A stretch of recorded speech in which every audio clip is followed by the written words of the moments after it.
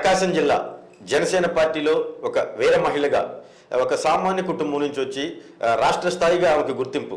Janasena party అధినేత సైతం ఎక్కడ మీటింగ్ జరిగినా సరే రాయపాటి అరుణ మా వీర మహిళ అక్కడ ఉందని చెప్పిన పర్టికులర్గా ఆ అమ్మాయి పేరు పర్టికులర్గా పిలుస్తూ ఉంటాడు. ప్రస్తుతం మనతో పాటు జనసేన ఏదైతే ఫైర్ బ్రాండ్ వీర మహిళ రాయపాటి అరుణ గారు మనతో పాటు ఉన్నారు. ఒకసారి మనం అరుణ గారితో మాట్లాడే ప్రయత్నం చేద్దాం. నమస్తే అమ్మా. నమస్తే అండి. ఫస్ట్ ఆఫ్ ఆల్ నీకు congratulations.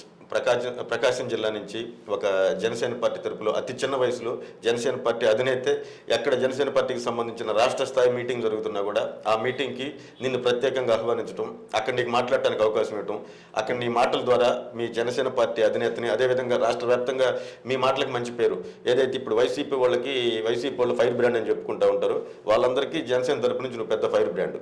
First of all congratulations. ఎట్లా ఉంది నీ రాజకీయ జీవితం? థ్యాంక్ యూ అండి. మీరు అందరూ నన్ను ఇంతగా అబ్జర్వ్ చేస్తున్నారన్న విషయం నాకు అప్పుడప్పుడు మీలాంటి వాళ్ళ మాటల ద్వారానే తెలుస్తుంది. బట్ నేను నా పని నేను చేసుకుంటూ వెళ్ళడానికి మాత్రమే సిద్ధపడి రాజకీయాల్లోకి దిగాను. ఇవాళ నా రాజకీయ జీవితం ఎలా ఉంది అంటే, షార్ట్ టర్మ్లో ఎదగడం మూలంగా చాలా వరకు మంచి పేరు ఉంది. ఎట్ ఏ టైము ఇంత షార్ట్ టర్మ్లో ఎదగడం మూలంగా కొంత వ్యతిరేకత కూడా ఉందండి. ఈ రెండింటిని బ్యాలెన్స్ చేసుకుంటూ వెళ్ళాలని డిసైడ్ అయ్యి నా పని నేను చేసుకుంటూ వెళ్ళిపోతున్నాను. సహజంగా ఇప్పుడు ఆడపిల్లలు రాజకీయాల్లోకి రావాలంటే కొంచెం భయం. ఎందుకంటే రాజకీయాల్లోకి ఎట్లాంటి వాళ్ళు వస్తారంటే మహిళలు అనేవాళ్ళు ఆ ఫ్యామిలీ ఫుల్ ప్లెజ్డ్గా సెటిల్ అయిపోయి ఆ ఫ్యామిలీ తరపు నుంచి పాతరం రాజకీయ నేతలు, రాజకీయంగా పెద్ద రాజకీయ కుటుంబం అయితే ఆ కుటుంబం నుంచి డైరెక్ట్గా వాళ్ళు ఎమ్మెల్యే గాను, ఒక జిల్లా పరిషత్ చైర్మన్ గాను, ఒక ఎంపీ గాను పోటీ చేయడానికి అట్లా వస్తారు రాజకీయాల్లోకి. అట్లా కాకుండా ఒక సామాన్య మధ్యతరగతి కుటుంబం. సహజంగా ఇప్పుడు జనం అనుకునే వాళ్ళు, జనం అందరూ ఏమనుకుంటూ ఉంటారంటే రాయపాటి అరుణ అని చెప్పనంటే ఈమె పెద్ద మంచి కోటేశ్వరరాలు. తెలియదు కదా, మీ మాటలో మీరు బయటకు వెళ్ళి పబ్లిక్లో మీరు మాట్లాడుతుంటే అరుణ ఎన్నికెడితే ఒక 20 మంది ఒక సైన్యం ఉంటారేమో అన్నట్లు అనుకుంటూ ఉంటారు. అసలు రాయపాటి అరుణ జన్మస్థలం ఎక్కడ? అమ్మ వాళ్ళ ఊరు త్రోవగుంటండి, అత్తగారి ఊరు ముక్తినతలపాడు. మా పొలిటికల్ బ్యాక్గ్రౌండ్ అనేది రెండు వైపుల నుంచి ఏమీ లేదు, జీరో. నేనే మొదటిసారిగా రాజకీయాల్లో వ్యవసాయ కుటుంబం, పని చేసుకునే కుటుంబమేనండి. రెండు వైపుల నుంచి అంతే. ఇప్పుడు అత్తగారింటి దగ్గర అదే పరిస్థితి, అమ్మగారింటి దగ్గర అదే పరిస్థితి. రెండు వైపుల నుంచి రాజకీయ బ్యాక్గ్రౌండ్ ఏమీ లేదు. ఎక్కడికి వెళ్ళినా మనుషులు అయితే ఉంటారు, అది అభిమానంతో వచ్చే మనుషులే తప్ప నేనైతే డబ్బులు ఇచ్చి తెచ్చుకున్న మనుషులైతే కాదు. నాకు ఆ స్థాయి లేదు సార్, అదే చెప్తున్నాను నేను. అందరూ నీకు టికెట్ ఎక్కడ ఇస్తారని ఏ మీటింగ్లో అయినా ఎక్కడైనా అడుగుతాను. నేను క్లియర్గా చెప్తాను, పాలిటిక్స్ నుంచి మనీ అనే మ్యాటర్ అనేది అవాయిడ్ అయినప్పుడు సొసైటీలో నాలాంటి వాళ్ళు రాజకీయ నాయకులు అవ్వగలరు. మనీ అనేది పాలిటిక్స్ని లీడ్ చేస్తానని రోజులు నిజాయితీ పరుల నాయకులు, లేదంటే నాలాగా ఏదో సమాజానికి చేయాలని వచ్చే అతి సామాన్యులు రాజకీయాల్లో మనుగడ కొనసాగించడం చాలా కష్టం అని నేనే ఓపెన్గా చెప్తూ ఉంటాను. పార్టీ సైడ్ నుంచి కూడా ఇప్పటివరకు నేను అధ్యక్షులు గారిని ఎప్పుడు నాకు ఏదైనా పొజిషన్ ఇవ్వండి, లేదంటే నాకు ఎక్కడన్నా టికెట్ ఇవ్వండి, నేను పోటీ చేస్తాను నేను ఇప్పటివరకు అడగలేదు. ఆయన ఒక సందర్భంలో ఆయనంతటా ఆయనే కొన్ని మీటింగ్లప్పుడు నాగబాబు గారి ద్వారా కూడా చెప్పించారు, సింగిల్గా కనుక పోటీకి వెళ్తే పోటీ చేయాల్సి వచ్చింది. అలయన్స్లో కనుక వెళితే ఉన్నతమైన స్థానం, నీ కష్టాన్ని గుర్తించి తర్వాత డెఫినెట్గా ఒక ఉన్నతమైన స్థానంలో పెడతాను, నీ పని నువ్వు చేసుకుంటూ వెళ్ళిపో ఎక్కడున్నా సరే అని చెప్పి నాకు డైరెక్ట్గా చెప్పారు. దాన్ని బేస్ చేసుకుని నేను నా పని నేను చేసుకుంటూ వెళ్ళిపోతున్నాను. జనసేన పార్టీ ఆవిర్భావం దాకా రాయపాటి అరుణ అసలు ఎవరికి తెలియదు. అసలు మన జిల్లా అమ్మాయి అన్న సంగతి మాకే సరిగ్గా తెలియదు. ఎప్పుడైతే జనసేన పార్టీ వచ్చిందో, జనసేన పార్టీ అనతి కాలంలోనే పవన్ కళ్యాణ్ గారికి ఎంత క్రేజ్ ఉందో, మహిళల్లో మహిళ అంటే ఫస్ట్ గుర్తొచ్చిపోయారు రాయపాటి అరుణ. ఎక్కడ ఏ ప్రోగ్రాం జరుగుతున్నా ఎంఏ ఉందా, అక్కడ అరుణ ఉందా అని చెప్పని ఫస్ట్ పిలుస్తారు. ఎవరైనా సరే పిలుస్తారు. ఎందుకంటే అనర్గళంగా అక్కడ ఏ సబ్జెక్ట్ ఉన్నా సరే ఆ సబ్జెక్ట్ మీద అనర్గళంగా మాట్లాడగలిగింది ఈ అమ్మాయి అని చెప్పినండి. అసలు ఎక్కడ చదువుకున్నావు మనం ఎడ్యుకేషన్ క్వాలిఫికేషన్? యాక్చువల్గా బిఫోర్ మ్యారేజ్ ఆఫ్టర్ ఇంటర్మీడియట్తో ఆగిపోయిందండి. లవ్ మ్యారేజ్ అవడంతో ఆఫ్టర్ ఇంటర్ తర్వాత పెళ్లి చేసేసుకున్నాను. తర్వాత ఇంక రీసెంట్గా పాలిటిక్స్లోకి రావాలి అనుకుంటున్న టైంలో ఇంకా డిగ్రీ డిస్టెన్స్ ఎడ్యుకేషన్ నాగార్జున యూనివర్సిటీకి పొలిటికల్ సైన్స్ పబ్లిక్ అడ్మినిస్ట్రేషన్ కట్టేసి ఇప్పుడు చదువుకుని ఇప్పుడు థర్డ్ ఇయర్ ఎగ్జామ్స్ ఆల్రెడీ ఇప్పుడు సెమ్ జరుగుతుంది. డబ్బులు విషయానికి కనుక వస్తే, రాజకీయాల్లో డబ్బులు ఉన్న వాళ్ళు రాజకీయం చేయాలి అని ఇప్పటివరకు మనం చూసిన రాజకీయాలు. బట్ పవన్ కళ్యాణ్ గారు మాత్రమే రాజకీయం అంటే ఒక సామాజిక బాధ్యత, ప్రజలు ఆమోదిస్తే మన దగ్గర డబ్బులు లేకపోయినా మనం మన బాధ్యత నిర్వర్తించవచ్చు అని చెప్పేసి ఆయన సిద్ధాంతం ఏదైతే పెట్టుకొని రబ్బర్ చెప్పులు వేసుకునే వాళ్ళు రాజకీయాల్లోకి వస్తేనే వ్యవస్థలో మార్పులు వస్తాయని చెప్పేసి బలంగా మమ్మల్ని అందరినీ మోటివేట్ చేశారు ఆయన ప్రసంగాల ద్వారా, ఆయన సిద్ధాంతాల ద్వారా. వాటిని చూసి ఆకర్షితురాలయ్యి రాజకీయాల్లోకి రావడం జరిగింది. చదువు తర్వాత రాజకీయాల్లోకి వచ్చాక కంపల్సరీగా చదువు అనేది అవసరం అవుతుంది కాబట్టి ఒక పొజిషన్ చేరుకోవడానికి ఇప్పుడు కంటిన్యూ చేస్తున్నాను నేను డిగ్రీ. మీ రాజకీయాల్లోకి వచ్చేటప్పుడు బాగానే ఉంది, ఓకే. రాజకీయాల్లోకి అరుణ వచ్చింది, బ్రహ్మాండంగా ఎక్కడికి వెళ్తే అక్కడ సభల్లో వాటిలో ప్రసంగాలు బ్రహ్మాండంగా మాట్లాడుతున్నారు. ఒక 2 years బ్యాక్ 1.5 year బ్యాక్ అర్ధరాత్రి పూట ఎవరో నీకు ఫోన్ చేసి కొంచెం వేధింపులకు గురి చేయటం, అసభ్యంగా మాట్లాడటం, దాని మీద గందరగోళంగా చివరికి మీ అధినేత పవన్ కళ్యాణ్ గారు కూడా ఆడపిల్లల మీద ఇలా మాట్లాడటం తప్ప అర్ధరాత్రి పూట ఆడపిల్లలకు ఫోన్ చేసి ఇదని చెప్పి ఇట్లాంటివి వచ్చినప్పుడు ఏమైందంటే కుటుంబంలో నువ్వు ప్రేమించి పెళ్లి చేసుకున్నావు, అప్పుడు అట్లాంటప్పుడు ఇంటి దగ్గర ఫ్యామిలీ నుంచి మోరల్ సపోర్ట్ ఎలా ఉంది నీకు? ఇంటి దగ్గర ఎందుకమ్మా మనకి ఇది హ్యాపీగా మన పార్టీకి మనం ఉంటే బాగుండేది కదా, అర్ధరాత్రి పూట ఈ ఫోన్లు చేయటం ఇట్లా బయట మనం ఉండటం వల్లే కదా, యాక్టివ్గా ఉన్నందువల్లే కదా నీ మీద ఇట్లాంటి అన్నప్పుడు మీ కుటుంబ సభ్యుల మోరల్ సపోర్ట్ నీకు ఎట్లా ఉంది? మా వైపు నుంచి, నా ఫ్యామిలీ వైపు నుంచి మా వారు పిల్లలు మేము ఉంటాము, బంధువులు అదంతా ఇంకా సపరేట్ కాబట్టి మా వారి నుంచి అయితే నాకు వ్యతిరేకత అనేది రాలా. ఎట్టి పరిస్థితులు ఆయన ఫుల్ సపోర్ట్ ఇచ్చారు. ఎందుకంటే 6th class నుంచి తెలుసు ఇద్దరు మేము, ఒకరికొకరిని తెలుసు. ఈయన అదే స్కూల్లో త్రాగుంట స్కూల్లో చదవడం మూలంగా, నేను అక్కడే చదవడం మూలంగా, ఆ తర్వాత ఈయన పని కోసం మా ఊరే వచ్చి అక్కడే జాబ్ చేయడం మూలంగా చిన్నప్పటి నుంచి తెలుసు. ఇద్దరం ఒకరికొకరు పరిచయం ఉన్నాం కాబట్టి నేను ఎదిగిన క్రమం ఏంటి, మా ఇద్దరు పరిచయం ఏంటి, నా వ్యక్తిత్వం ఏంటని మా వారికి ఫుల్గా తెలుసు. ఎవరో క్రియేట్ చేస్తే నమ్మే పరిస్థితి మా వారి దగ్గర లేదు. కానీ బయట నుంచి ఉన్న బంధువులు మాత్రం చాలామంది ఎప్పుడు మాట పడలేదు, నువ్వు ఎవరితో అనిపించుకోలేదు, ఎక్కడున్న మగరాయిలాగా బ్రతికేవు, మాట అనిపించుకోకుండా. ఇవాళ ఎందుకు ఈ రాజకీయాలు ఎప్పుడైనా డబ్బులు లేని వాళ్ళని వాళ్ళ అవసరానికి ఉపయోగించుకొని పక్కన పెట్టేస్తారు తప్ప దీంట్లో మనం నిలదొక్కునేది ఏమీ ఉండదు. అట్లాంటప్పుడు నువ్వు ఎందుకు ఈ రాజకీయాల్లో ఉండవు, ఇన్ని మాటలంటావు, ఎక్కడికైనా వెళ్తే మీ అమ్మాయి అంట కదని చెప్పేసి ఏ వీడియోలు చూపించి అడుగుతున్నారు. సిరెడ్డి సంథింగ్ ఎవరెవరు చేసిన వీడియోలు చూపించి అడుగుతున్నారు, మీ అమ్మాయి అంట కదా, మీ అమ్మాయి అంటే మాకు ఇబ్బందిగా ఉంటుంది, మనకు రాజకీయాలు అవసరమా అని పుట్టింటి వైపు నుంచి అలాగే అత్తింటి వైపు బంధువుల నుంచి వచ్చింది. కానీ అప్పుడు నీకేమనిపించింది? ఇట్లాంటి రాజకీయాలని పూర్తిగా సమాజం నుంచి దూరం చేయాలనిపించింది. నా మీద ఆ దాడులకు దిగుతున్నటువంటి వ్యక్తుల్ని రాజకీయ సన్యాసం చేసేదాకా నా పోరాటం ఆపకూడదు అనిపించింది. నేనంటే నా భర్త నాకు చిన్నప్పటి నుంచి తెలుసు కాబట్టి నాకు అది డ్యామేజ్ అవ్వాల. అక్కడ నువ్వు ఆగిపోయినట్టయితే నీ మీద ఉన్న రూమర్స్ నిజమయ్యేవాయి. ఫస్ట్ నిజమయ్యాయి. రెండోది, నేనంటే చిన్నప్పటి నుంచి తెలుసు కాబట్టి నాకు అది డ్యామేజ్ అవ్వాల, ఇంకా పబ్లిసిటీ అయింది తప్ప. అదే నా పరిస్థితి రాయపాటి అరుణ కాకుండా వేరే అమ్మాయి ఉంటే, వాళ్ళది అరేంజ్డ్ మ్యారేజ్, ఎక్కడో పెరిగి పెళ్ళిళ్ళు చేసుకుని వచ్చిన వాళ్ళు ఏంటి, వాళ్ళు చేసిన దాడి వాళ్ళ వైవాహిక జీవితాన్ని రోడ్డు మీద వేసేది, ఆ బిడ్డల భవిష్యత్తు అంధకారం చేసేది. ఆ స్థాయిలో నా మీద దాడి దిగారు. ఇంకొక విషయము, విమర్శ అనేది తీసుకోలేనుడు ఎప్పుడు నాయకుడు కాదు. నేను ఒక సభలో ప్రసంగించినప్పుడు చేసింది విమర్శ. దానికి ఆ విమర్శను తీసుకోలేక ఇక్కడున్న స్థానిక శాసనసభ్యులైనటువంటి వ్యక్తుల యొక్క కొడుకు ఆయన అనుచరులు వీళ్ళంతా కలిసి నాకు మిడ్ నైట్లు ఫోన్ చేసి, నీ ఇంటర్వ్యూ నాకు ఇప్పుడు కావాలి, 15 నిమిషాలు ఇప్పుడు ఇస్తావా నాకు టైము, ఇలాంటి మాటలు మాట్లాడారు. అంటే విమర్శలు తీసుకోలేనప్పుడు రాజకీయాల్లో నువ్వు అనవసరం. లేదు, నువ్వు క్లీన్గా వైట్ షీట్ పాలిటిక్స్ చేసావంటే అది కాదు. తప్పు ఉన్నప్పుడు ఎదుటివాడు తప్పును తప్పుగానే ప్రశ్నిస్తాడు, నీ దగ్గర ఉన్నది సమాధానపరుచుకోవాలి, లేదంటే సైలెంట్గా ఉండాలి. బెదిరిస్తే ఎవరాగాలి? ఎన్నోళ్ళు బెదిరిస్తారు. ప్రజాస్వామ్యంలో నాలాంటి వాళ్ళు ఎంతోమంది ఓట్లేసి నీ నిన్నాళ్ళుగా మోస్తూ ఉంటే నువ్వు నాయకుడు అయ్యి ఆస్తులు సంపాదించుకొని వాళ్ళు మాలాంటి వాళ్ళు గొంతులు నొక్కేస్తామంటే ఎలా ఊరుకుంటాం చూస్తా? యువతరం ఇవాళ అలా లేదు కదా. ఇంతకుముందు అంటే మీరు only media channels, print media మాత్రమే నడిపి అది కనుసన్నలో పెట్టుకున్న రోజులు మీరు చూపించిందే చూశారు జనాలు. ఇవాళ వాస్తవాలు తెలుస్తున్నాయి ప్రజలకి, ఎవడు నాయకుడు, ఎవడు దోపిడీ చేసేవాడు 2 నిమిషాలు తెలిసిపోతుంది. ఇట్లాంటి సొసైటీలో నువ్వు ఉంటూ మేము చేసే తప్పుల్ని, మా వల్ల జరిగిన మిస్టేక్స్ నువ్వు ఎత్తి చూపకూడదంటే అది కుదరదు కదా. ప్రజాస్వామ్యం అందరికీ అన్ని హక్కులు ఇచ్చింది, రాజ్యాంగం అందరికీ అన్ని హక్కులు ఇచ్చింది. ఆ హక్కులు తెలిసిన వాళ్ళు మేము సైలెంట్గా ఉండం. మాకు ఆన్సర్ చేసుకుని నువ్వు నాయకుడు ప్రూవ్ చేసుకో, అంతే తప్ప మమ్మల్ని భయపెడతామంటే అలా చూస్తూ ఊరుకుంటాం. మాకు అట్లాంటి రాజకీయాలు పవన్ కళ్యాణ్ గారు నేర్పించాను. అడుగు వేసిన తర్వాత ప్రాణం పోయేంత వరకు వెనక్కి తగ్గకూడదన్న రాజకీయం మాకు పవన్ కళ్యాణ్ గారు నేర్పించారు. నిజాయితీగా రాజకీయాలు చేయాలి, సొసైటీ కోసం నిలబడాలి అని చెప్పేసి. అట్లాంటప్పుడు ఇవన్నీ మేము పట్టించుకోకూడదని చెప్పేసి డిసైడ్ అయిపోయాను. ఇలాగ నాలాగా ఇంకొక అమ్మాయి మీద జరిగి వాళ్ళు ఆగిపోకూడదనే ఒక దృఢమైన సంకల్పంతో ఇంకా అప్పటి నుంచి ఇంకా ఎక్కువ స్ట్రాంగ్గా పనిచేశాను. అది జరిగిన దగ్గర నుంచి ఇంకా కసితో పనిచేస్తున్నాను. అంతకుముందు రాజకీయం అంటే జస్ట్ రాజకీయంలాగే చేశా. ఎప్పుడైతే ఈ మానసిక దాడులకి, సోషల్ మీడియా దాడులకు దిగారో అప్పటి నుంచి ఇంకా అసలు పాలిటిక్స్ని, వైసీపీని రాష్ట్రం నుంచి తరివేయటం నా ఎజెండాగా పనిచేస్తాను. 2014లో జనసేన పార్టీ ఆవిర్భవించింది. 2014లో ఆవిర్భవించిన 2014 ఎన్నికలకు దూరంగా ఉన్నారు. 2019 ఎన్నికల్లో జనసేన పార్టీ నుంచి ఎన్నికల బరిలో నిలిచారు. కానీ ఏదైతే ఎన్నికల బరిలో నిలిచారో పవన్ కళ్యాణ్ జనం నమ్మారో నమ్మలేదో, లేకపోతే పవన్ కళ్యాణ్ దగ్గర డబ్బు లేకో, మిగతా పార్టీలాగా డబ్బులు పంచలేకో పవన్ కళ్యాణ్ ఓటం పాలవడం జరిగింది. ఒకే ఒక సీటు జనసేన పార్టీ తరపు నుంచి గెలుచుకోవడం జరిగింది. ఆ గెలిచిన వ్యక్తి కూడా తర్వాత వైసీపీ తీర్థం పుచ్చుకున్నారు. అట్లాంటి తరుణంలో 2024లో పవన్ కళ్యాణ్ గారు ఏమన్నా మీ అధినాయకుడు చెప్పేది ఏంటంటే, మనం ఇప్పుడిప్పుడే పురుడు పోసుకుంటున్న పార్టీ, మనకి గ్రామ స్థాయి నుంచి మనకి క్యాడర్ లేదు కాబట్టి మనం ముందు బలోపేతం కావాలి. మన పార్టీ తరపు నుంచి అసెంబ్లీలో అసలు ఎంతో కొంతమంది మనం గలమెప్పటానికి, మనం బయట పబ్లిక్లో కన్నా కూడా అసెంబ్లీలో మనం గలమెప్పాలి అని చెప్పనని ఒక 24 సీట్లో సంథింగ్ ఏదో టీడీపీతో పొత్తులో భాగంగా చేసుకుంటా పార్టీని బలోపేతం చేయడం కోసం ఆయన కష్టపడతా ఉన్నాడు. అట్లాంటిది ఇప్పుడు మన ఒంగోలులో ఉన్న జనసేనలో కూడా గ్రూప్ రాజకీయాలు ఉన్నాయంట, వాస్తవమా కదా? ఏ పార్టీ అయినా రాజకీయాలు అన్నాక ఒకళ్ళు ఎదుగుతూ ఉంటే ఇంకొకళ్ళు లాగే పరిస్థితి జరుగుతుంది. వాళ్ళని మించి వెళ్తాము అనుకున్నప్పుడు అది సహజంగా ఏ పార్టీలోనే ఉండేది. రాజకీయాల్లో ఉన్న ప్రతి పార్టీలో గ్రూప్ రాజకీయాలు ఉంటాయి, అది తెలిసిందే. కాకపోతే ఇక్కడ మా సైడ్ నుంచి ఏంటంటే కొత్త తరం రాజకీయ నాయకులు అవ్వడం మూలంగా కొంచెం అవగాహన సర్దుబాటు అనేది తక్కువ ఉండి బహిర్గతంగానే వాటిని బయటేసుకుంటున్నారు, అంతే, అంతకుమించి ఇంకేమీ లేదు. నా సైడ్ నుంచి అసలు ఏమీ లేదు. నేను ఇక్కడ ఎవరికి ఇచ్చినా టికెట్ పనిచేయడానికి ఉన్నాను. ఎవరు నన్ను ఒక కార్యక్రమానికి ఆర్గనైజ్ చేసిన వెళ్ళి వాళ్ళకి సపోర్ట్ అందివ్వడానికి నేను సిద్ధంగానే ఉన్నాను. నా వైపు నుంచి జీరో ఈగో, జీరో స్వార్థం. అవతల వాళ్ళ వైపు ఆలోచనలు ఎలా ఉంటాయనేది నాకు తెలియదు. కొంతవరకు డిస్టర్బెన్స్ అయితే క్రియేట్ అవుతున్నమాట వాస్తవమే.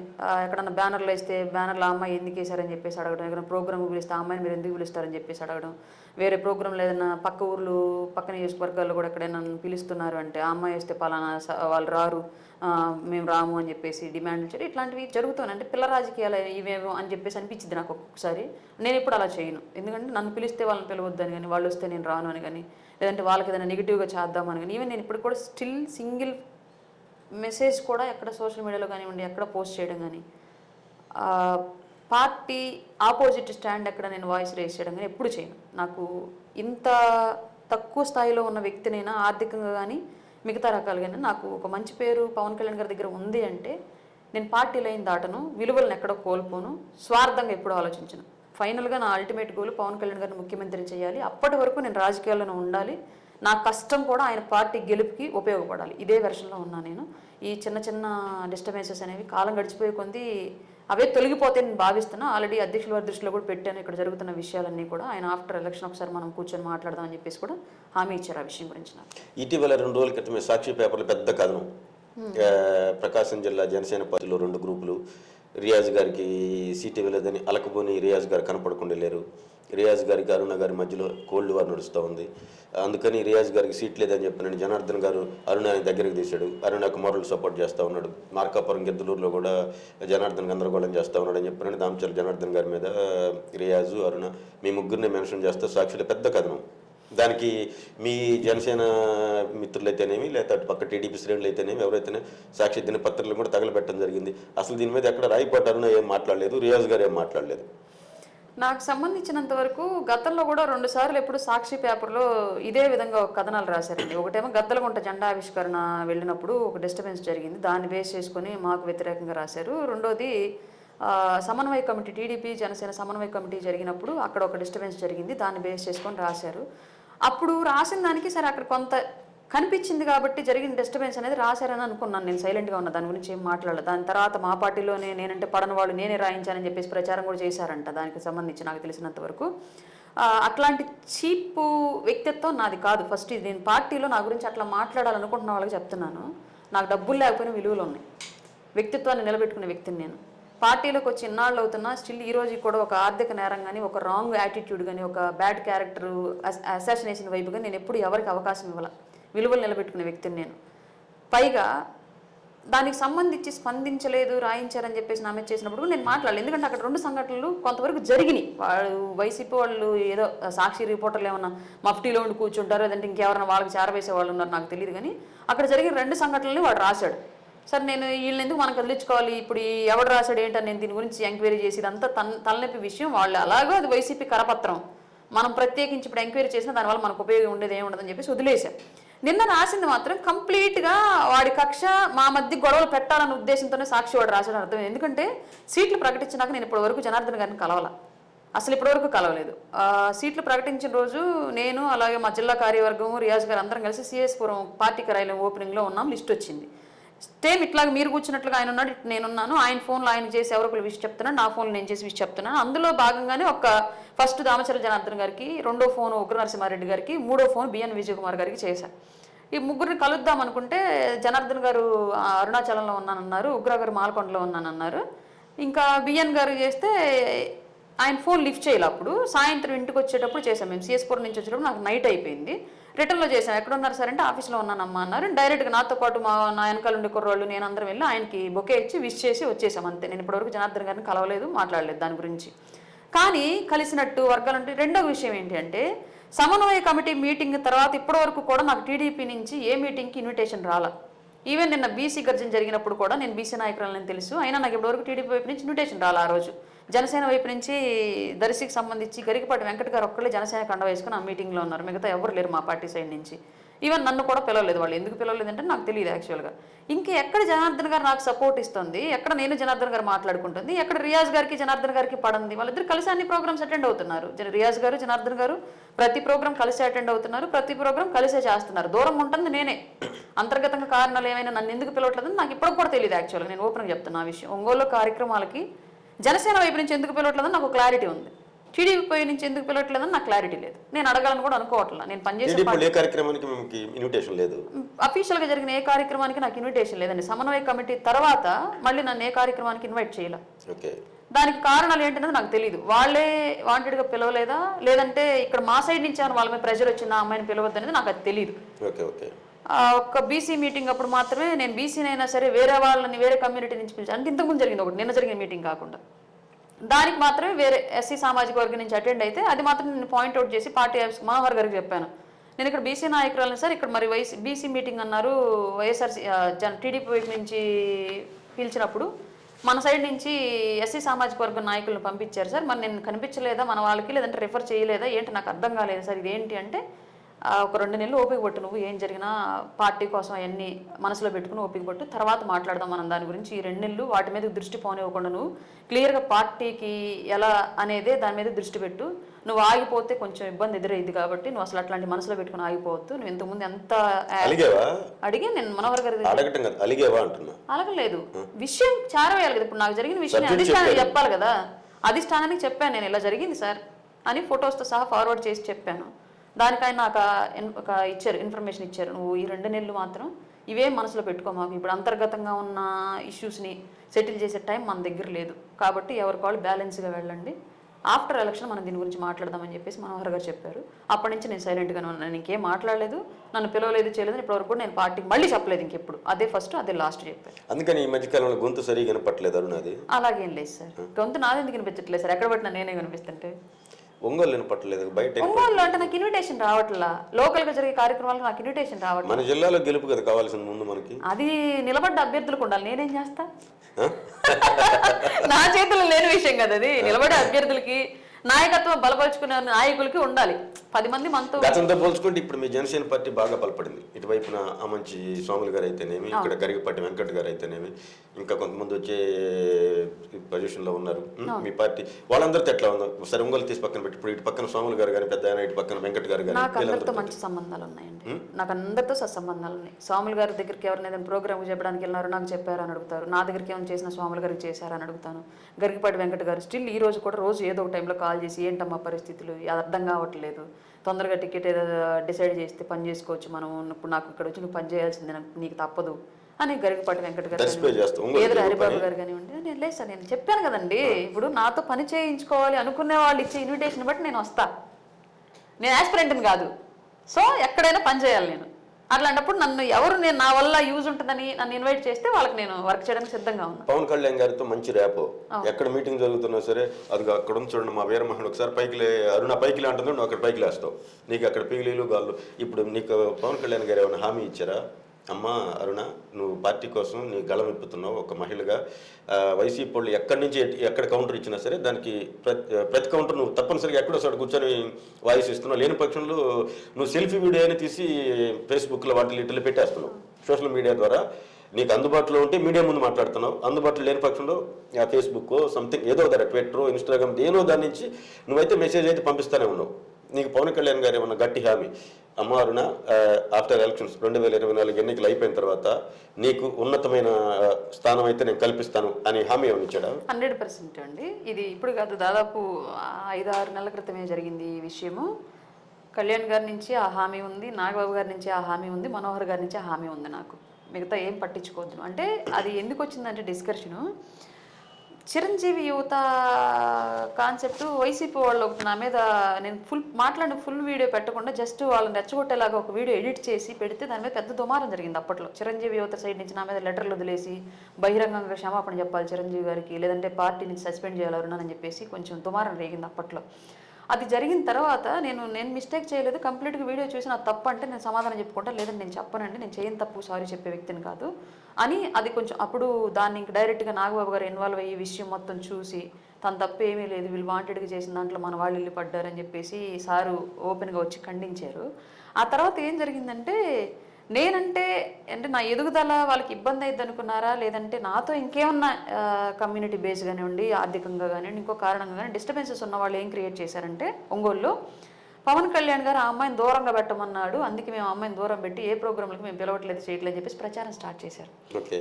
దాన్ని స్టార్ట్ చేశాక నేను ఆ తర్వాత నేను కళ్యాణ్ గారికి కమ్యూనికేట్ చేశాను, ఇలా చెప్తున్నారంట అన్నయ్య, ఒకసారి మీరు మీ స్థాయిలో మీరు దీన్ని కంట్రోల్ చేయండి, నేను మాట్లాడడం కరెక్ట్ కాదు ఈ విషయం మీద అని చెప్పేసి చెప్పినప్పుడు నాకు చెప్పారు క్లియర్గా, వాళ్ళ పిఎల్ ద్వారానే కన్వే చేశారు, ఇవన్నీ రాజకీయాల్లో సహజం, వీటిని నువ్వు తీసుకోవద్దు, నువ్వు ఇప్పటివరకు ఏ విషయం అన్నా మా దాకా చేరయ్యాలి అనుకుంటే రాకుండా ఉందా, నేనేదన్నా నీకు చెప్పాలి అనుకుంటే నీ దాకా రాకుండా ఉందా, పోనీ నువ్వు ఎప్పుడన్నా చేసిన దాన్ని ఎప్పుడన్నా ఇది తప్పు అని నిన్ను ఎప్పుడన్నా పిలిచి మేము ఆపడం జరిగిందా, నువ్వు చేసేది కరెక్ట్గా ఉంది, పార్టీకి యూజ్ అవుతుంది, నీకు ఎవరు అడ్డంకులు చెప్పకుండానే నీకు సర్కిల్ నీకు వదిలేసా, నీ పని నువ్వు చేసుకుంటూ వెళ్ళిపో. ఆఫ్టర్ ఎలక్షన్ మనం అంటే అధికారంలోకి వచ్చిన తర్వాత, ఉమ్మడిగా అయినా సింగిల్గా అయినా అధికారం అంటే మన చేతికి వచ్చిన తర్వాత ఒక గౌరవప్రదమైన స్థానంలో నువ్వు ఉంటావు జనసేన పార్టీలో, ఇది మాత్రం గుర్తుపెట్టుకో, ఇంకా నేను నీకు పదే పదే కూడా ఈ విషయాలు చెప్పాల్సిన అవసరం ఉండకపోవచ్చు, నువ్వు మెచ్యూర్డ్గా ఆలోచిస్తావు కాబట్టి అని చెప్పేసి నాకు కళ్యాణ్ గారు అండ్ నాగబాబు గారు, మనోహర్ గారు కూడా ఈ విషయం చెప్పి పంపించారండి. నేను అప్పటి నుంచి ఇంకేం ఎక్కించుకోవట్లేదు మైండ్లో, అంతకుముందు కొంచెం ఆలోచించేదాన్ని, మనం బయట ఎంత పేరున్నా స్థానికంగా మనం వెళ్ళలేకపోతున్నాము ఎందుకు ఇలా అని ఆలోచించేదాన్ని అప్పుడు. తర్వాత ఇంక ఇది జరిగిన తర్వాత ఇంకా ఆలోచించడం మానేశారు, పని చేయాలి అంతే, పార్టీని నిలబెట్టాలి, పార్టీని ప్రజల్లోకి తీసుకెళ్ళాలి, నా దగ్గర డబ్బు లేదు కాబట్టి స్థానికంగా ఏదో హడావిళ్ళు గందరగోళాలు చేయలేను నేను, సో నాకున్న స్కిల్ 10 మందిని మోటివేట్ చేయడం, 10 మందిని కలుపుకొని వెళ్ళడం, సమస్య ఉన్నవాడికి నా దాకా వస్తే ఈ సమస్యను పైకి ఎస్కలేట్ చేయడం, గ్రౌండ్లో రియాలిటీ ఏంటి అనేది కళ్యాణ్ గారి దృష్టికి తీసుకెళ్ళడం, ఇవి నాకు ఇచ్చిన టాస్క్లు, వీటి ప్రకారం చేసుకుంటూ వెళ్ళిపోతున్నాను. ప్రేమించి పెళ్లి చేసుకున్నారు ఇంట్లో, ఇప్పుడు మన మధ్యతరగతి కుటుంబం అయినప్పుడు భార్యాభర్త ఇద్దరు ఏదో ఒక పని చేసి సంపాదించుకుంటే కానీ ఇప్పుడున్న రోజుల్లో పిల్లలకి మంచి ఎడ్యుకేషన్ ఇవన్నీ ఇవ్వాలంటే ఇద్దరు పని చేయాలి. అట్లాంటిది ఇప్పుడు నువ్వు హ్యాపీగా మీ భర్త ఒక్కడ పని చేస్తూ ఉంటే, నువ్వు రాజకీయాల్లో తిరుగుతూ ఉంటే ఇబ్బంది కదా ఫ్యామిలీకి? ఒక 6 months నుంచి ఇబ్బందిగానే ఉందండి. 6 months ముందు వరకు నేను జాబ్ చేశాను, నాకు నెలకి 50,000 తక్కువ వచ్చుండే, అంటే సాలరీ 25,000 తీసుకున్నాను, పైన ఇన్సెంటివ్స్ వస్తాయి మాకు మార్కెటింగ్ ఫీల్డ్, మా టార్గెట్లను బట్టి నెలకి 50,000 ఈజీగా తీసుకునేదాన్ని. అది 6 నెలల దాకా అదే పరిస్థితి ఉంది. ఈ 6 నెలల దాకా ఏంటంటే అప్పుడు 3 జాబులు మారాను, ఓన్లీ పాలిటిక్స్ వల్లే. ఫస్ట్ జాబు అనిల్ కుమార్ యాదవ్ వల్ల, రెండో జాబ్ కొంచెం అధికార ప్రతినిధి వచ్చి నేను అక్కడ చేయలేకపోవడం, వైసీపీ వాళ్ళ సూపర్ మార్కెట్ల మీద ఎక్కడ ఇష్యూ జరిగిద్దో దాడి చేసిద్దని చెప్పి చెప్పడం, ఆ తర్వాత యమహా వేరే ఫ్రెండ్స్ ద్వారా పార్ట్నర్షిప్, వర్కింగ్ పార్ట్నర్ నేను, ఇన్వెస్ట్మెంట్ వాళ్ళు అలా చేసుకుంటే అది కూడా నేను ఇంకా ప్రోగ్రాంలకు తిరగడం ఎక్కువైపోయింది, షోరూంలో ఉండడం తక్కువ అవడం మూలంగా లాస్ వచ్చేసింది, 2 నెలలు జీతాలు కూడా ఇవ్వలేని సిచ్యువేషన్కి వచ్చింది. అవతల ఇన్వెస్ట్మెంట్ పెట్టిన వాళ్ళు ఇంకా వదిలేరునా, తీసేసి మళ్ళీ లాస్ అయిపోయి నష్టాల్లోకి వెళ్ళడం ఎందుకు, నువ్వు కంప్లీట్గా దాని మీద డిఫెండ్ అంటే టైం దాని మీద వెచ్చించగలను అన్నప్పుడే చేద్దాము, అప్పుడు దాకా తీసేసేయని చెప్పేసి అంటే మళ్ళీ ఇంకా షోరూము క్లోజ్ చేసి దానిలో నుంచి కూడా తప్పుకొని ఆ జాబ్ కూడా మానేసి ఈ 6 నెలల నుంచి కేవలం ఇంటికే పరిమితం అయ్యాను. గతంలో ఎప్పుడు వ్యవసాయం చేయలేదు, పనులు మామూలుగా కూలి పనులు, పొగాకు పనులు చేసుకునేవాళ్ళం. మా వారు చిన్నపాటి వ్యాపారం ఉంది, అదే చేస్తూ నడిపేవాళ్ళం. పొగాకు కొని దాన్ని గ్రేడింగ్ చేయించుకొని అమ్ముకోవడం మా వృత్తి సహజం ఫస్ట్ నుంచి. నేను జాబ్ చేస్తే ఆయన ఆ వ్యాపారం చేసేవాడు. ఈ 4 ఏళ్ళు వైసీపీ వచ్చిన తర్వాత ఒక 3 ఏళ్ళు కంప్లీట్గా మా దగ్గర నుంచి టైంకి కొనివ్వకుండా మా పక్కన ఉండే వైసీపీ నాయకులు బయ్యర్ని వాళ్ళని రానియకుండా ఇబ్బంది పెట్టారు బాగా. అంతా అది రాజకీయం అంటే అన్నదమ్ములు చంపుకోవడమే కదండి. వివేకానంద రెడ్డిని చంపింది ఎవరు, బయట వాళ్ళు కాదు, ఇంట్లో వాళ్ళేగా. మరి అది సిచ్యువేషన్, రాజకీయం అంటే అట్లా ఉండేది, మనకు తెలియదు ఏం కాదు. అట్లా జరుగుతున్న సిచ్యువేషన్లో ఈ 6 నెలల నుంచి ఇంక నేను చెప్పా, ఈ 6 నెలలు ఇంకా ఆర్థిక భారం నువ్వే మోయి తప్పదు, ఆఫ్టర్ ఎలక్షన్ మళ్ళీ నేను ఏదో ఒక జాబ్ చేసుకోవడం, లేదంటే ఏదన్నా జీవనోపాధిలాగా ఏదైనా చిన్నపాటి వ్యాపారం పెట్టుకోవడం చేస్తాను, ఈ 6 నెలలు నీకు తప్పదు అని చెప్పేసి చెప్పాను. ఇంకా ఆయన ఒక్కడ సంపాదన మీద పిల్లల స్కూల్లో అవన్నీ ఇబ్బంది అవుతాయి, ఇదే పని మీద అంటే ఇంకా పొలం వేసాము ఈ సంవత్సరం, కౌలుకు తీసుకొని పొలం వేసుకున్నాము. ఆ పొలము ప్లస్ ఈయన చిన్నపాటి పొగాకు వ్యాపారం, ఈ రెండింటి మీద ఫ్యామిలీని ప్రస్తుతానికి లాక్కొస్తుంది. ఇక్కడ ఇంకో మైనస్ ఏంటి అంటే, కొంత పార్టీ సైడ్ నుంచి, పార్టీని అభిమానించే వాళ్ళ సైడ్ నుంచి కొంతమందికి కొంత ఫండింగ్ వచ్చింది, నేను అది కూడా తీసుకోను. ఎందుకంటే రేపు పొద్దున్న ఎవడో మాట అంటే, నేను లాంగ్ టర్మ్ పవన్ కళ్యాణ్ గారితో నడవాలనే ఆశయం ఉన్నప్పటికీ కూడా ఈ మాటల వల్ల నా అడుగులు వెనక్కబడతాయి, తీసుకోలేక అవమానాన్ని. ఆ అవమానం ద్వారా పని చేయకుండా వెళ్ళే సిచ్యువేషన్ నాకు ఎప్పుడు కలగకూడదని ఇప్పటివరకు నేను ఎవరి దగ్గర నుంచి ఫండ్స్ కానీ వేరే సపోర్ట్ కానీ ఏమి తీసుకోవట్లేదు. జెన్యున్గా నా హస్బెండ్ పని చేసి ఫ్యామిలీ నడుపుతుంటే అతని దగ్గర నుంచి వచ్చే చిన్నపాటి ఇన్కమ్తోనే నేను జరిగే ట్రావెలింగ్కి వాటికి ఉపయోగించుకుంటున్నాను. ఎవరైనా ఏదైనా ప్రోగ్రామ్ పిలిచినప్పుడు నా పొజిషన్ తెలిసిన వాళ్ళు మీ వెహికల్ ఆర్థిక స్థితిగతులు పవన్ కళ్యాణ్ గారికి కానీ మనోహర్ గారికి కానీ నాగేంద్ర బాబుకి వీళ్ళందరికీ తెలుసా? A to Z తెలుసు, కంప్లీట్గా తెలుసు.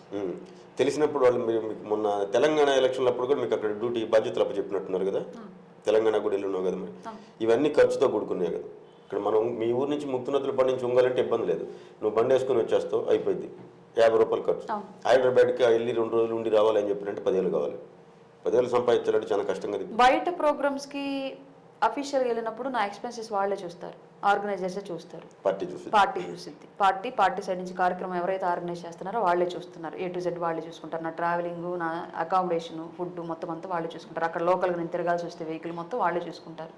ఇక్కడ ఏదైనా స్థానికంగా అంటే పక్క జిల్లాలకు పక్క నియోజకవర్గాలకు పిలిచినప్పుడు కూడా అవతల వాళ్ళు కొంచెం స్థితిగల వాళ్ళు అయ్యుండి నా ఒరిజినల్ పొజిషన్ తెలిసిన వాళ్ళే ట్రావెల్ పెడతారు. ట్రావెల్ తప్ప ఇంకేం ఉండను. ఎక్కడికి వెళ్ళినా పోయిన మీటింగ్ అవ్వపోగానే మళ్ళీ వెహికల్ వచ్చేస్తారు. ఇట్లా ఉండను, ఎక్కడ స్టే చేయను.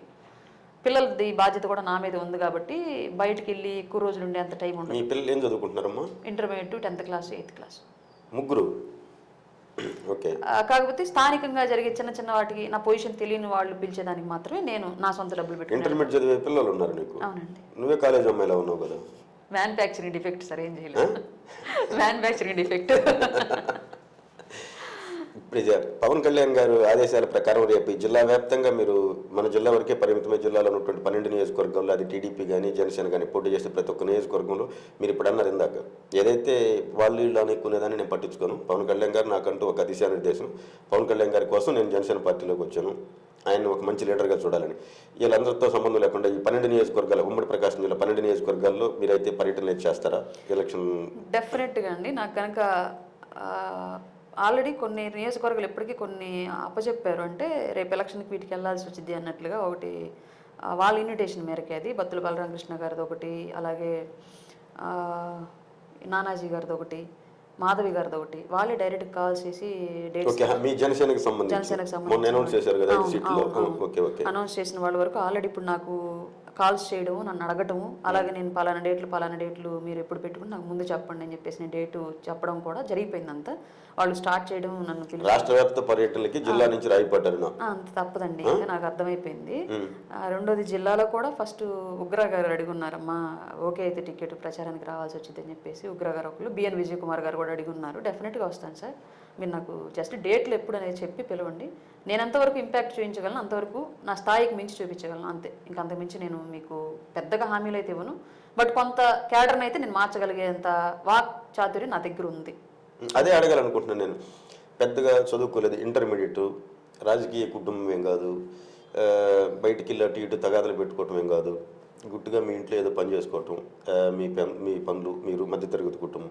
అట్లాంటి అరుణాకి ఇట్లాంటి మాటలు ఎక్కడి నుంచి వచ్చినాయి అంటున్నాను నేను. మీ ఇంట్లో ఎవరన్నా వాగ్దాటి ఉన్నాడు మీ కుటుంబంలో? లేదండి, నేను ఫస్ట్ నుంచి ఇంట్లోనే ఉండి పని చేసుకోవడం, పిల్లల్ని చూసుకోవడం, జాబులు చేసుకోవడం, ఇవన్నీ ఏకకాలంలో నడుపుతూ ఉండేదాన్ని. సొసైటీని అవగాహన చేసుకున్నా, ఎక్కడ మిస్టేక్ ఉంది, దానికి సొల్యూషన్ ఎక్కడ ఉంది, ఎవరి వల్ల తప్పు జరిగింది. మీ నాన్నకి మగపిల్లలు లేరా? ఉన్నాడండి, మా అన్నయ్య ఉన్నాడు. నిన్ను మగపిల్లలకు పెంచాడు? అదే జరిగింది మా ఇంట్లో అదే జరిగింది. మా అన్నయ్య మాట్లాడు చిన్నప్పుడు పనులు కూడా సైకిల్ వేసుకుని నీళ్లు తేవటం, దుక్కులో నడిచి పొలాలు కట్టుకురావడం నేను చేసేదాన్ని. మా అన్నయ్య చేసేవాడు కాదు, అది కొంచెం మెత్తగా ఉంటాడు మా అన్న. అందువల్ల కొంచెం ఆ మగరాడి వేషాలన్నీ నాకు వచ్చాయి మా ఇంట్లో. అదే 10 మందితో మాట్లాడు. స్కూల్ నుంచి కూడా నేను స్కూల్ లీడర్ని, కాలేజ్. ఇప్పుడు వరుసగా చూస్తున్నాం మనం, చిన్నపాటి జరిగిన కూడా వాళ్ళ మీద కేసులు పెట్టడం, జైలుకు పంపటం, ఇవన్నీ కంటిన్యూగా అవుతూ ఉన్నాయి. నువ్వు ఒంటరిగా తిరుగుతూ ఉంటావు, మాటలు మాత్రం బీభత్సంగా మాట్లాడతావు. ఎవరేం మాట్లాడే సరే దానికి అద్భుతమైన కౌంటర్ ఇచ్చేస్తావు వాళ్ళకి. ఫస్ట్ వాళ్ళ చరిత్ర మొత్తం చదివేస్తున్నావు. భయం అయితే నీకు? మీ హస్బెండ్ కానీ వాళ్ళు చెప్పరా, ఎందుకు వచ్చింది తల్లి నువ్వు ఖమ్మంగా మన పని మనం చేసుకోక, నువ్వు బండి మీద అటో ఇటు వెళ్తూ ఉంటావు, నేను కొట్టినా ఏది చేసినా నీ మీద కేసులు పెట్టినా మళ్ళీ మనం ఇబ్బంది కదా అని చెప్పని ఎప్పుడు అనలేదా మీ ఆయన ప్రేమగా ఉన్నప్పుడు నీతోటి? అంటే అట్లా అన్నాడు ఫస్ట్ లో. పెళ్లి చేసుకున్నాడు కదా, ఇబ్బంది కదా మళ్ళీ. రాజకీయాల్లోకి వచ్చినప్పుడు అన్నాడు, రాజకీయాల్లోకి వస్తున్నప్పుడు అన్నాడు, ఇప్పుడు దాకా సోషల్ మీడియాలోనే చేసావు, గ్రౌండ్ లోకి వెళ్తానంటున్నావు, ఇప్పుడు దాకా నువ్వు ఎవరనేది ఎవరికి తెలియదు, నీ అకౌంట్లు కూడా నీ ప్రొఫైల్స్ ఉండవు కాబట్టి గ్రౌండ్ లో దిగితే నువ్వు ఎవరనేది ఐడెంటిఫై అయ్యిద్ది, మాటలు పడాలి, చాలా ఇబ్బందులు ఎదురవుతాయి, ఆలోచించుకుని వెళ్ళి ఒకసారి అన్నాడు. అంటే నేను చెప్పాను, మంచి మనం పెంచాలి అనుకున్నప్పుడు ఆ బురదను క్లీన్ చేయడానికి మనం కూడా కొంచెం పూసుకోవాలి, తప్పదు. మనం ఒక ఆశయంతో ఉన్నప్పుడు రేపొద్దున నాకు ఏదో మంచి జరిగిద్దని ఆలోచించుకోవట్లేదు, నా వల్ల సొసైటీకి మంచి జరిగిద్దని ఆలోచించుకుంటున్నా. ప్రాణాలు పోయే అంత జరిగిద్దని నేను అనుకోను. పోయినా సరే మన వెనకాల ఒక వ్యక్తి ఉన్నాడనే ధైర్యంతో అయితే దిగుతున్నాను. ఒకవేళ నిజంగానే నాకేమైనా జరిగితే పవన్ కళ్యాణ్ వచ్చేస్తాడు, ఆ విషయం తెలుసు, నాకు క్లారిటీ ఉంది. అది పవన్ కళ్యాణ్ వస్తాడు, మీ ఆయనకు నువ్వు ఉండవు కదా. అది వేరండి. ఇప్పుడు అందరం పుట్టి దేశం మీద చాలా మంది పుట్టి చచ్చిపోతున్నారు. వాళ్ళల్లో మనం కూడా ఒకళ్ళం పోతే పెద్దగా ఉపయోగం ఏమి ఉండదండి. నిజంగానే రేపు మా పిల్లలు చెప్పుకోవాలన్నా మా అమ్మ ఇలా పోరాడి ఇలా జరిగింది అని చెప్పేసి చెప్పుకోవడానికి ఒక స్టోరీ అన్న ఉండిద్ది. మా వారికి కూడా నా భార్య ఇలా ఇంత స్ట్రాంగ్గా ఇలా ఫైట్ చేసింది, ఈ సిచ్యువేషన్లో ఇలా కోల్పోయాను చెప్పుకోవడానికి ఒక స్టోరీ ఉండిద్దేమో. చాలామంది భార్యలు పోతున్నారు, చాలామంది తల్లులు పోతున్నారు. మన చేతుల్లో ఉన్న విషయం గురించి ఆలోచించి మనం ఎంచుకున్న ఆశయం గురించి ఆలోచించడం మానేస్తే అంతకన్నా నిస్సత్తువ మన వల్ల సమాజానికి ఉపయోగం కూడా ఏముండదని నేను భావిస్తాను. అందరికీ రాజకీయాల్లో విప్లవ భావజాలం అర్థం కాకపోవచ్చు, బట్ విప్లవ భావజాలంతో ఉన్న వాళ్ళకి నేను చేస్తున్న రాజకీయం అర్థమైంది. పవన్ కళ్యాణ్ గారి రాజకీయం కూడా అట్లాగే అర్థమైంది ఎవరికి. ఇప్పుడు వైసీపీ వాళ్ళు అనేది ఏంటంటే జనసేన పవన్ కళ్యాణ్ గారు రోజుకు ఒక మాట మాట్లాడతారు, ఒక మాట మీద స్టాండ్ అయి ఉండడు, రోజుకి ఒక మాట మాట్లాడుతూ ఉంటారు, ఒక రోజు మాట్లాడింది ఇంకొక రోజు మాట్లాడరు అంట కామెంట్లు చేస్తూ ఉంటారు. దానికి మీరు చెప్పే సమాధానం ఏంటి? పవన్ కళ్యాణ్ గారు ఎప్పుడు మాటలు మార్చలేదు. ఆయన చెప్పిన స్టాండ్ ప్రకారం వెళ్తున్నాడు. మీడియా కానివ్వండి, ఆపోజిట్ పార్టీలు కానివ్వండి, క్రియేట్ చేసేది మైండ్లో పెట్టుకున్న వేళకు ఆయన ఏం మాట్లాడుతున్నాడు అర్థం కాల. రాజధాని అమరావతి నుంచి కథలు నేనని ఆ రోజు చెప్పాడు, ఇవాళకి అదే స్టాండ్ మీద ఉన్నాడు. అలాగే ప్రత్యేక హోదా దాని గురించి రాష్ట్రంలో ఎంపికైన ప్రభుత్వం కేంద్రంతో పోరాడాలి, పోరాడితేనే వచ్చింది, అది కూర్చుంటే అవ్వదు, అధికారంలో ఉన్న వాళ్ళు ఆ పని చేయాలని చెప్పాడు. దాని గురించి ఇప్పటికీ మాట మార్చలా. స్టేట్కి సంబంధించి కుల మతాలను వేరు చేసి కుల రాజకీయాలు చెయ్యను, క్లియర్గా అన్ని కులాలను కలిపే రాజకీయం చేస్తా అన్నాడు. స్టిల్ ఈ రోజు కూడా అదే మాట మీద నిలబడ్డాడు. మీకు దానికి ఎగ్జాంపులే కాపు సామాజిక పెద్దల నుంచి ఇప్పటికి కూడా శ్రీవారికి ప్రేమలేఖలు రాసినట్టుగా రాస్తూ ఉంటారు. మీకు తెలిసిన విషయం, తెలియనిది ఏం కాదు. ఇట్లాగా ఆయన ఇచ్చిన ప్రతి మాట అవినీతి చేయను అన్నాడు. ఈ రోజు కూడా పార్టీ నడపడానికి ఏ ఒక్క రూపాయి అవినీతి సంపాదన ఆయన తీసుకోవట్లేదు. రీసెంట్గా ఒక 280 కోట్ల రూపాయలు మనం చూసే నాయకులు అయితే వదులుకుంటారండి. ఎవరికో ఆ ఫండ్స్ ఇచ్చి పలానా వాళ్ళకి టికెట్ ఇవ్వండి అని చెప్పేసి ఆయనకి డిమాండింగ్ పెట్టినట్టుగా పెట్టారని చెప్పేసి 280 కోట్ల రూపాయలు రిటర్న్ పంపించేశాడు. మీరు చెప్పినట్టుగా నేను నడపట్లేదు పార్టీని, నా పార్టీ సిద్ధాంతాల ప్రకారం నడిచే వాళ్ళకి నేను టికెట్లు ఇవ్వడం కానీ పదవులు ఇవ్వడం కానీ చేసుకుంటాను. మీరు ఫండ్ ఇచ్చి మీరు డిమాండ్ చేస్తాను అంటే అది ఆ పార్టీలు వేరే ఉంటాయి, వాటిలోకి వెళ్ళి చేసుకోండి, మీరు ఆ డిమాండ్ నా పార్టీలో నడవు అని చెప్పేసి 280 కోట్ల రూపాయలు రిటర్న్ ఇచ్చేశాడు. అట్లాంటి వ్యక్తిత్వం ఉన్న వ్యక్తి రేపొద్దున నిజంగానే సొసైటీకి మంచి చేస్తాడనుకోవాలా, లేదంటే మాటలు, వీడియోలు, ఎడిట్లు, కట్లు, పేస్టులు చేసే వాటిని నమ్మేసి అట్లాంటి వ్యక్తిని రాజకీయాల నుంచి దూరం చేయాలా? ప్రస్తుత వైసీపీ పాలన ఎలా ఉందని మీరు అనుకుంటున్నారు మేడం, ఒక సామాన్య గృహిణిగా? ఇప్పుడు మీకు అమ్మఒడి డబ్బులు వస్తున్నాయా? ఫస్ట్ సంవత్సరం వచ్చాయి, రెండో సంవత్సరం కూడా వచ్చాయండి, మూడో సంవత్సరం అదేంది రాలేదు. నేను వాలంటీర్ని ఒకసారి అడిగాను, ఏంటి మూడో సంవత్సరం నువ్వు జనసేనలో బాగా అందరికి తెలిసిపోయావు. మేబీ అదే ఉండొచ్చేమో అనుకున్నాను. అంతేనా? లేదా ఇప్పుడు మీకు 10 ఎకరాల పొలం లేదు కదా? లేదండి, అసలు కరెంట్ బిల్ కూడా రాదు, నా జీరో కరెంట్ బిల్లు. మరి అట్టేటప్పుడు మీకు అమ్మఒడి రాలేదు. మూడో సంవత్సరం నాకు వెళ్ళలేదు. నేను మా వాలంటీర్ని అడిగితే సచివాలయం దగ్గరికి వెళ్ళి అడగండి, ఏదో. మీ అత్త మామయ్య ఉన్నారమ్మా? మామయ్య నా పెళ్ళి అవ్వక ముందు చనిపోయారండి. నా పెళ్ళప్పటికి 4 సంవత్సరాలు. పెన్షన్ వస్తుంది? మా అత్తం లేదండి, ఆవిడ చనిపోయి కూడా 10 ఏళ్ళు అవుతుంది. మా అమ్మ ఉంది, మా అమ్మకు పెన్షన్ వచ్చేది. వాసు గారితో ఇష్యూ అయినప్పుడు ఆపినప్పుడు నేను దాన్ని కూడా కాల్ చేసేసాను. అప్పుడు మళ్ళీ ఏదో మీ నాన్నగారిది పేరు ఓటర్ లిస్ట్ లో నుంచి తొలగించలేదు, దాని మూలంగానే ఆపేశారు, ఇప్పుడు తొలగించి చేస్తున్నాం అని చెప్పేసి ఏదో స్టోరీ. నాన్నగారి పేరు తొలగించేది ఏముంది? పెన్షన్ కాదు కదా వచ్చేది, వృద్ధాప్య పెన్షన్ రాదా? వితంతు పెన్షన్ రాశారండి, వృద్ధాప్య పెన్షన్ లేదు, వితంతు పెన్షనే రాశారు ఆవిడకి. అదే తీసుకోవడానికి ఏదో ఓటర్ లిస్ట్ లో పేరు తీసేయలేదని చెప్పేసి ఏదో టెక్నికల్ ఇష్యూ జరిగింది. అప్పుడు దాకా వచ్చింది, కేవలం ఆ నెలలోనే డిస్టర్బెన్స్ ఎందుకు జరిగింది? అంతకుముందు మా నాన్న చనిపోయి ఉన్నాడు, ఆమెకు వితంతు పెన్షన్ రాశారు, వస్తూ ఉంది. సడన్గా వాసు గారితో ఇష్యూ జరిగిన తర్వాత నెలలోనే పెన్షన్ ఆపేసేశారు. అమ్మ ఈ వాలంటీర్ వెళ్ళి, అమ్మమ్మ పెన్షన్ ఆపేశారు, నీ లిస్టులో పేరు రాలేదు, ఎందుకు రాలేదని తెలియదు. అక్కడ ఉన్న నాయకుడు, అదే ఎవడైతే నాకు అర్ధరాత్రులు కాల్స్ చేశాడో ఆయన పోయి అడిగితే చూద్దాంలే ఎందుకు రాలేదు, నేను తర్వాత చూస్తానని చెప్పేసి అన్నాడు. అందుకే నీకు చెప్పాను, అరుణక్కకు ఫోన్ చేసి చెప్పుకో అని చెప్పేసి చెప్పింది అమ్మాయి. మా అమ్మ ఫోన్ చేసి నా పెన్షన్ ఆపేశారంట, మొన్న ఏదో వాళ్ళతో గొడవ పడ్డావంట కదా నువ్వు, దానివల్ల ఆపేశారని చెప్పి చెప్పుకుంటున్నారంట. అప్పుడు 3 ఏళ్ళు ఆడిచి తెచ్చేళ్ళండి, వాడు 2250 అనుకుంటాను. నీవు ఏదో గొడవ పెట్టుకున్నావంట కదా, దానివల్ల ఆపేశారేమో అని చెప్పేసి అనుకుంటున్నారు, పెన్షన్ ఆగిపోయింది నాకు అని చెప్పేసి నాకు ఫోన్ చేసి చెప్పింది. సరే నీకు పెన్షన్ అయితే నా డబ్బులు ఇస్తానులే, నువ్వు కంగారు పడకు, నేను చూసుకుంటాను అని చెప్పేసి నేను ఇంకా ఆమెకు అప్పుడు స్పాట్లో నేను డబ్బులు ఇచ్చేసాను తీసుకెళ్ళి, నువ్వు కంగారు పడమాక, నీకు అవసరం అయితే నేను ఇస్తాను తెలుసు కదా, డబ్బులు నీ దగ్గర పెట్టుకో, వచ్చే నెలకి ఎట్లా రద్దు చూస్తానని చెప్పేసి నేను దాన్ని కూడా తీసుకొచ్చి సోషల్ మీడియాలో పెట్టేశాను. విషయం నాతో ఉంటే నాతో తెలుసుకోవాలని, ఆవిడకి ప్రభుత్వం నుంచి వస్తున్న డబ్బులు ఎందుకు కాపాల్సి వచ్చిందని చెప్పేసి నేను పోస్టులు వేసిన తర్వాత మళ్ళీ ఇంక వాళ్ళే ఆ ఊర్లో ఫోన్లు చేసిన అతనే వెళ్ళి హడావిడిగా మా అమ్మ దగ్గరికి వెళ్ళి ఆ నెలలో ఆయన డబ్బులు ఇచ్చేసి మళ్ళీ ఆయన డబ్బులు ఇచ్చి నువ్వు మీ అమ్మాయి ఇటు గోల్ చేసేస్తుంది నేను ఇచ్చానని చెప్పు నీకు వచ్చే నెలకల పెన్షన్ నేను మళ్ళీ రాపిస్తానని చెప్పేసి ఏదో మాట్లాడేసి లిస్టులోంచి పేరు ఏదో తొలగించాను డ్రామా ఏదో వేసి తర్వాత నెలకి ఇచ్చారు డబ్బులు మళ్ళీ పెన్షన్ పోరాటం బాగానే చేస్తావు. అందులో తగ్గనండి, అందులో తగ్గను. కాకపోతే ఒకటి, నేను హైలైట్ అవ్వాలని పోరాటం చేయను. ఇష్యూ నేను చేయడం వల్ల క్లియర్ అయ్యింది అనుకుంటే అది ఎంత పెద్దదైనా అది తప్పదు ఇంకా ఆటోమేటిక్గా. ఇప్పుడు కొంతమంది ఉన్నారు జెన్యున్గా పోలీసులు వచ్చి గోల్ చేయరు పాపం. కొన్ని చోట్ల నేను గమనిస్తుంటాను, ఏ పార్టీ నుంచి అయినా సరే వాళ్ళు సామరస్యంగా వెళ్తున్నా సరే వీళ్ళు పెద్ద పెద్దగా కలిసి రచ్చ చేసుకొని పోలీస్ కేసులు హైలైట్లు చేసుకుంటారు. నేను అది చెయ్యను, నాకు అది ఇష్టం ఉండదు. ఎందుకంటే నేను యాస్పిరెంట్ క్యాండిడేట్ని కాదు. రాజకీయాల్లో ఏదో ఆర్థికంగా ఎదగాలి, దానికి ఒక పొజిషనే నాకు కావాలి అని చెప్పే పోరాటంలో ప్రస్తుతానికి లేను. నాలాంటి వాళ్ళు రాజకీయాల్లో ఉంటే సొసైటీకి మంచి జరిగింది. నాలాంటి వాళ్ళని పవన్ కళ్యాణ్ గారు మాత్రం సపోర్ట్ చేయగలరు కాబట్టి ఆయన వెనకాల ఉంటే మంచి జరుగుతుంది. వాళ్ళు అమ్మ ఒడి డబ్బులు, అదే విధంగా మీ అమ్మకి పెన్షన్, ఇప్పుడు రైతు భరోసా, మీకు అసలు పొలం ఎంత? లేదండి, లేదు, అస్సలు లేదు, ఏం లేదు. పొలం కౌలుకు తీసుకుని వేసుకుంటున్నాం. కరెంట్ బిల్ ఏమి లేదు మీకు? కరెంట్ బిల్ మాకు కేంద్ర ప్రభుత్వం బాబు జగజీవన్ రామ్ దీపం పథకం అని అప్లై అయింది కదండి. రాష్ట్ర ప్రభుత్వం ఏమి లేదు. రాష్ట్ర ప్రభుత్వం ఏంది, అది బంద్ ఉంది. ఇంతకుముందు చంద్రబాబు నాయుడు గారు ఉన్నప్పుడు కూడా ఇచ్చారు కాదు, అప్పుడు కూడా 0 బిల్లు మాకు వచ్చేది. 100 యూనిట్ల దాకా ఫ్రీ. రాష్ట్ర ప్రభుత్వం ఏమి లేదు. ఏముందండి, ఇప్పుడు కేంద్రంలో ఉన్నంత రోజులు ఈ పథకం కొనసాగింది స్టేట్లో. అప్పుడు టీడీపీ ఉన్నప్పుడు కూడా కొనసాగింది కదా. కేంద్ర ప్రభుత్వం పెట్టిన పథకం ఇది. దళితులకి 100 యూనిట్ల లోపు ఫ్రీ అనేది. మా ఇంకేమో ఏసీలు గట్రా ఏం లేవు కాబట్టి మాకు 100 యూనిట్లు దాటదు. ఏసీ కొనలేదు ఇంకా? లేదండి, మాకు ఆ స్థాయి లేదండి. వేడిగా మాట్లాడేటప్పుడు కూల్ అవడానికి ఏసీ పెట్టుకోవాలి ఇంట్లో. వద్దు సార్, మేము ఆ వేడిగా ఉన్నాం, ఆ వేడి ఇంట్లో అలవాటు అయ్యాం కాబట్టి ఎంత వేడిగా ఉంటాను నేను. కూల్గా ఉంటే మీలాగా చల్లబడిపోయి ఎక్కడ ఏసీ ఉందని ఎత్తుక్కోవాలి కదా. ఎర్ర ఎండలో అయినా సరే తిరిగి చేస్తున్నానంటే నాకు ఆ వేడింటే అలవాటు అలా అయిపోయింది. ప్రస్తుత ప్రభుత్వ పనితీరు బాగాలేదని మీరు అంటారు? ముమ్మాటికి బాగాలేదు. ఇవాళ వైసీపీ ప్రభుత్వాన్ని ఒక లైన్లో డిస్క్రైబ్ చేయండి అంటే 3 రంగులు, 6 బ్యానర్లు, 10 ప్రకటనలు, 10 మంది 70 మంది సలహాదారులు అని చెప్పి సింపుల్గా డిస్క్రైబ్ చేయొచ్చు.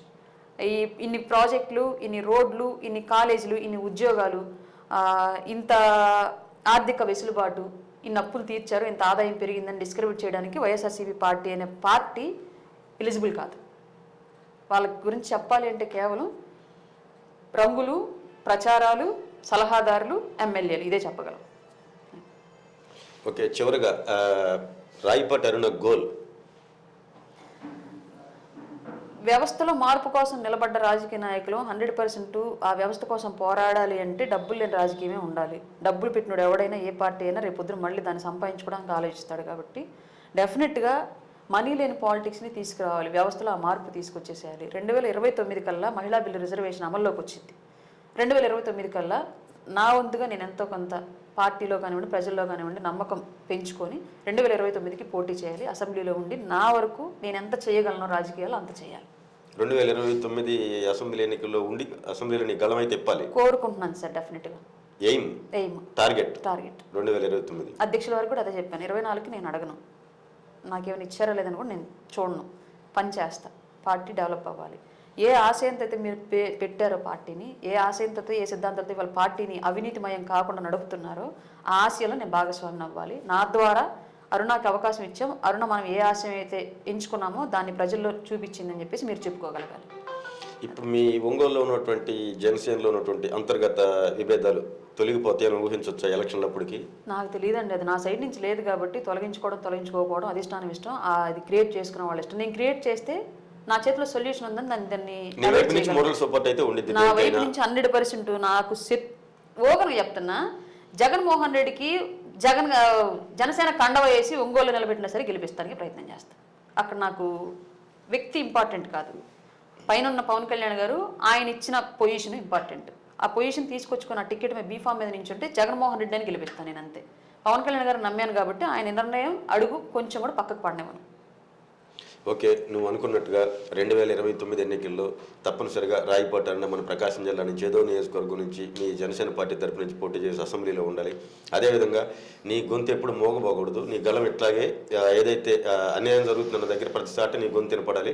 రేపు మీ జనసేన టీడీపీ ఉమ్మడి పొత్తులో భాగంగా ప్రకాశం జిల్లాలో అన్ని నియోజకవర్గాల్లో మీ సేవలు కూడా అట్లాగే వినియోగించుకోవాలని చెప్పి మనసారా కోరుకుంటూ నీకు మంచి భవిష్యత్తు ఇవ్వాలని మా పీనైన్ తరపున ప్రత్యేకంగా కోరుకుంటున్నాను. Thank you sir.